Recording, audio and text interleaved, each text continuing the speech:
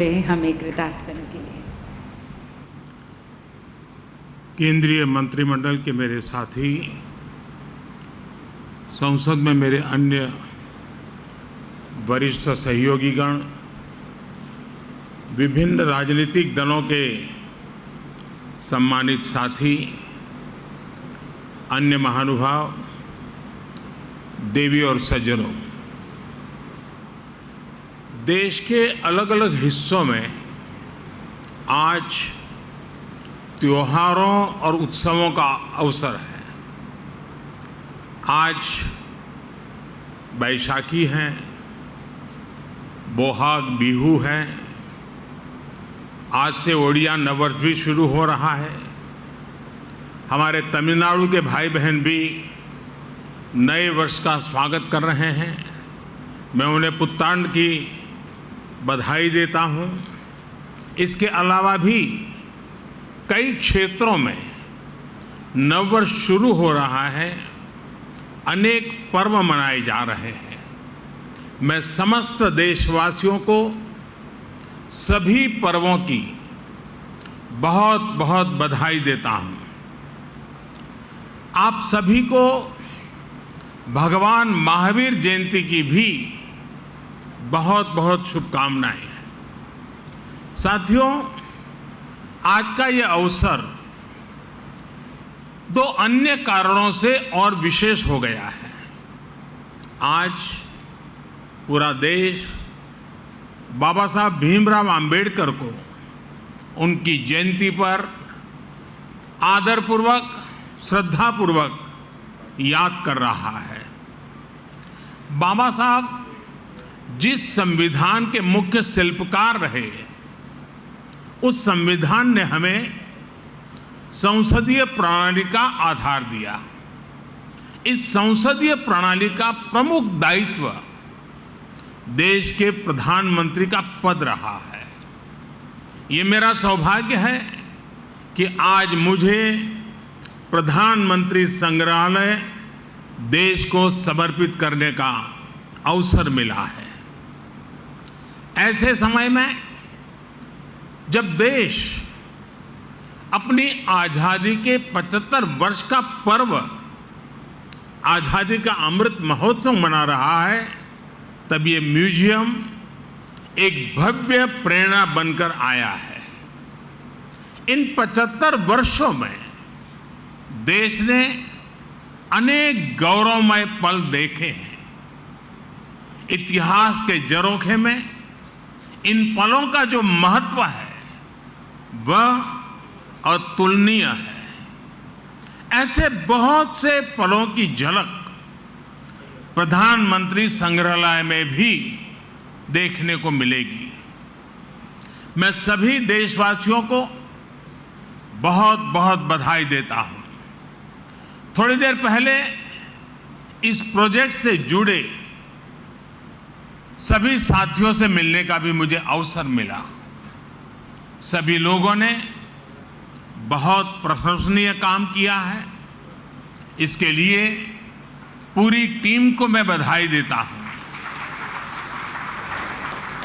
मैं आज यहां पूर्व प्रधानमंत्रियों के परिवारों को भी देख रहा हूं। आप सभी का अभिनंदन है, स्वागत है। प्रधानमंत्री संग्रहालय के लोकार्पण का यह अवसर आप सभी की उपस्थिति से और भव्य बन गया है। आपकी उपस्थिति ने प्रधानमंत्री संग्रहालय की सार्थकता को, इसकी प्रासंगिकता को और बढ़ा दिया है। साथियों, देश आज जिस ऊंचाई पर है, वहां तक उसे पहुंचाने में स्वतंत्र भारत के बाद बनी प्रत्येक सरकार का योगदान है। मैंने लाल किले से भी ये बात कई बार दोहराई है। आज ये संग्रहालय भी प्रत्येक सरकार की साझा विरासत का जीवंत प्रतिबिंब बन गया है। देश के हर प्रधानमंत्री ने अपने समय की अलग अलग चुनौतियों को पार करते हुए देश को आगे ले जाने की कोशिश की है। सबके व्यक्तित्व, कृतित्व, नेतृत्व के अलग अलग आयाम रहे। ये सब लोक स्मृति की चीजें हैं। देश की जनता, विशेषकर युवा वर्ग, भावी पीढ़ी सभी प्रधानमंत्रियों के बारे में जानेंगी तो उन्हें प्रेरणा मिलेगी। इतिहास और वर्तमान से भविष्य के निर्माण की राह पर राष्ट्र कवि रामधारी सिंह दिनकर जी ने कभी लिखा था, प्रिय दर्शन इतिहास कंठ में, प्रिय दर्शन इतिहास कंठ में, आज ध्वनित हो काव्य बने। वर्तमान की चित्रपटी पर भूतकाल का संभाव्य बने।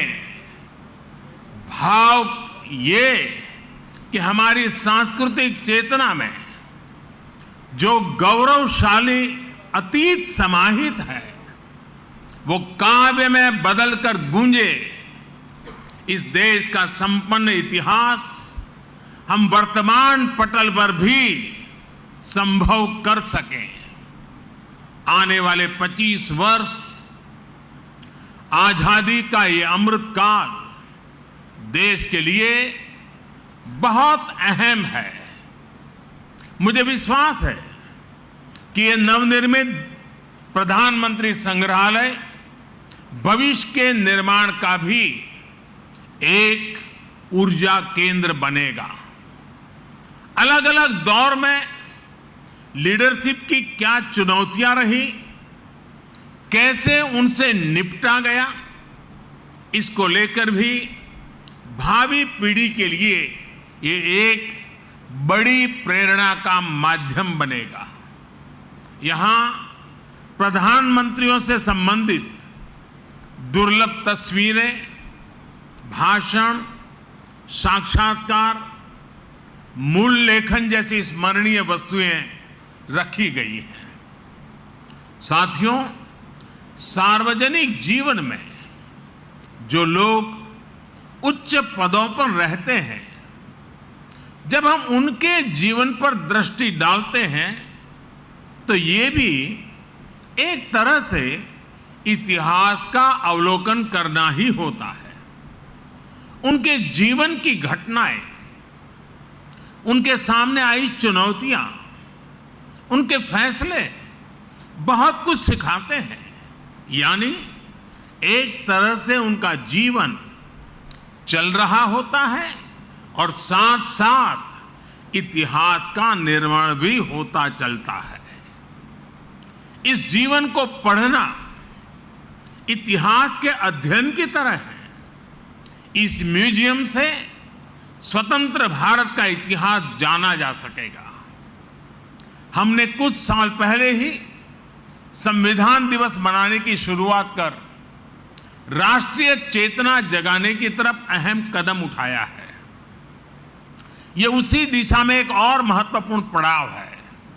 साथियों, देश के हर प्रधानमंत्री ने संविधान सम्मत लोकतंत्र के लक्ष्यों की, उसकी पूर्ति में भरसक योगदान दिया है।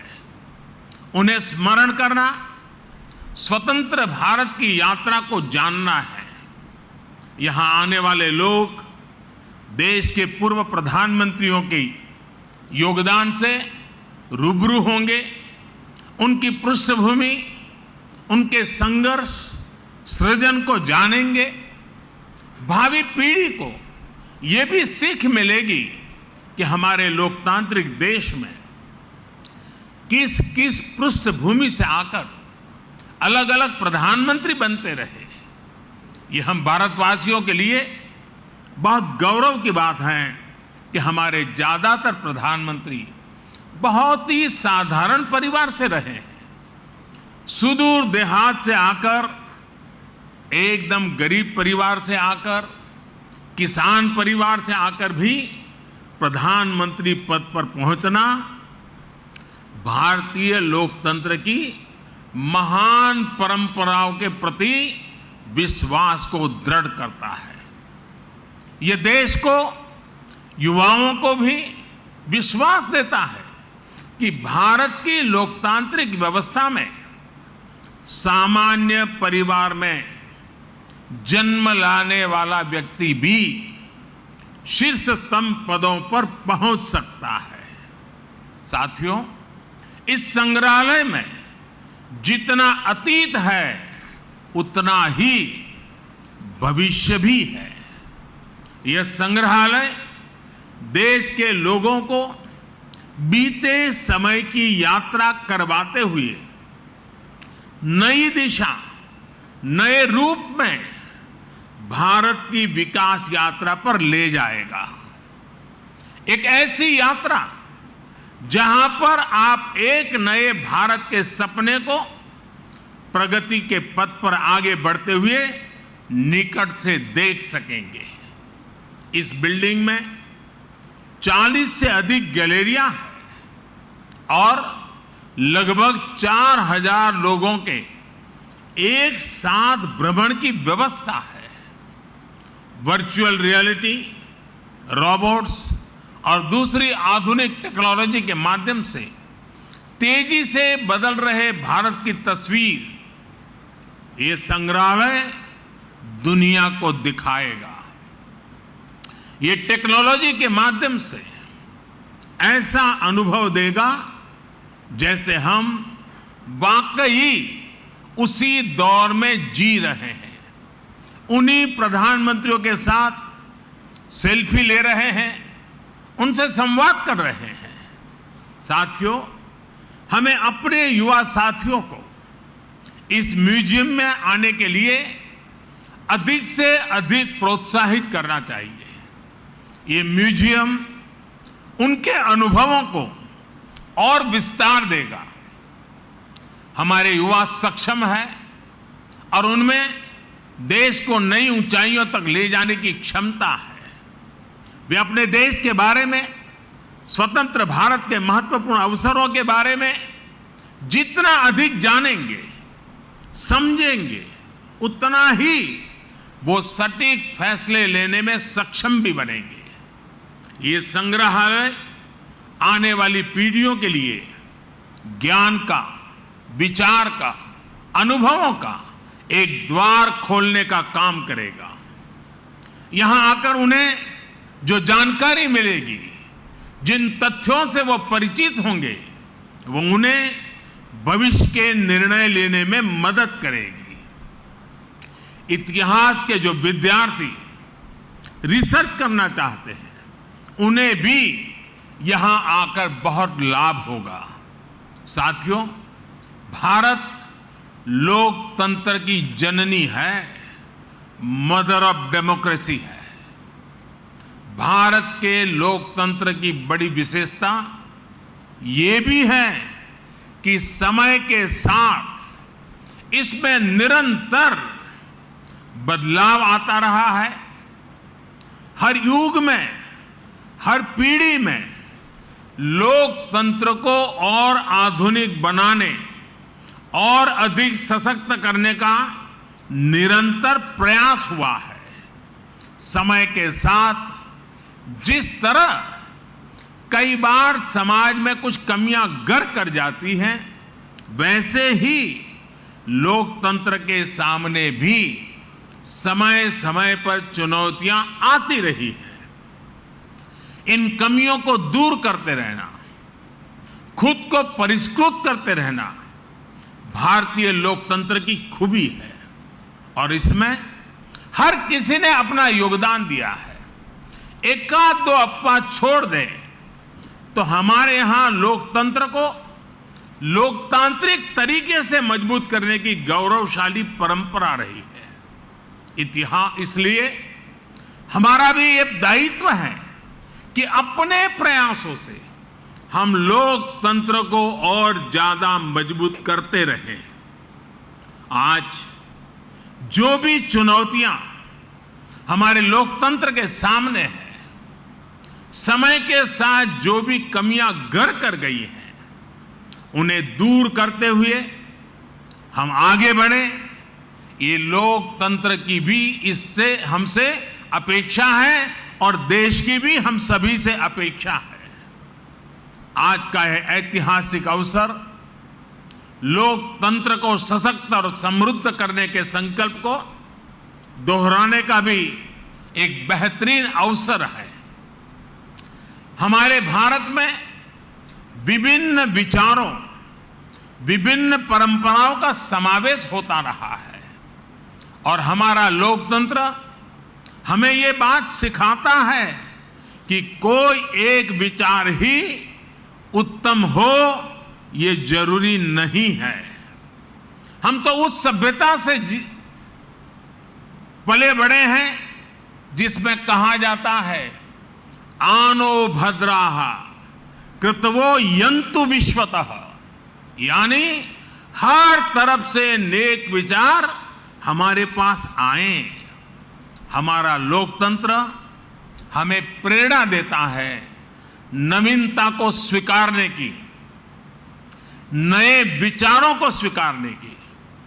प्रधानमंत्री संग्रहालय में आने वाले लोगों को लोकतंत्र की इस ताकत के भी दर्शन होंगे।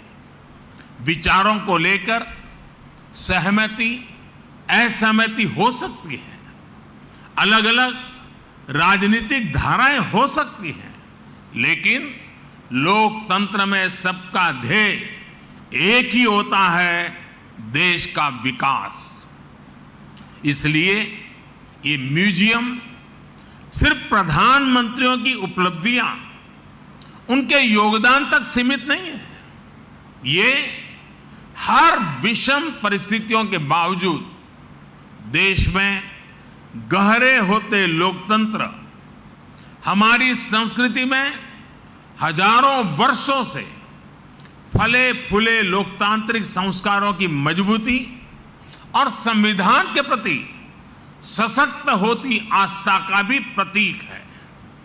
साथियों, अपनी विरासत को सहेजना, उसे भावी पीढ़ी तक पहुंचाना प्रत्येक राष्ट्र का दायित्व होता है। अपने स्वतंत्रता आंदोलन, अपने सांस्कृतिक वैभव के तमाम प्रेरक प्रसंगों और प्रेरक व्यक्तित्वों को सामने, जनता जनार्दन के सामने लाने के लिए हमारी सरकार निरंतर काम कर रही है। देश से चोरी हुई मूर्तियां और कलाकृतियों को वापस लाना हो, पुराने म्यूजियम का पुनर्निर्माण हो, नए संग्रहालय बनाना हो, एक बहुत बड़ा अभियान बीते 7-8 वर्षों से लगातार जारी है। और इन प्रयासों के पीछे एक और बड़ा मकसद है।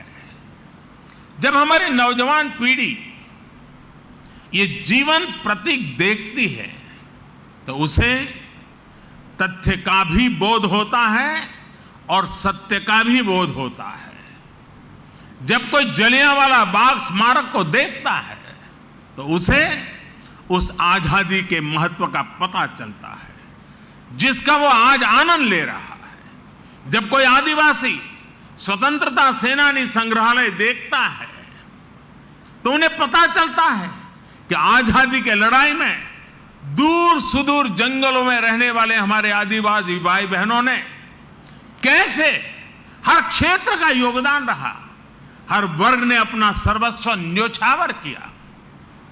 जब कोई क्रांतिकारियों पर बने संग्रहालय को देखता है तो उन्हें एहसास होता है कि देश के लिए बलिदान होने का मतलब क्या होता है।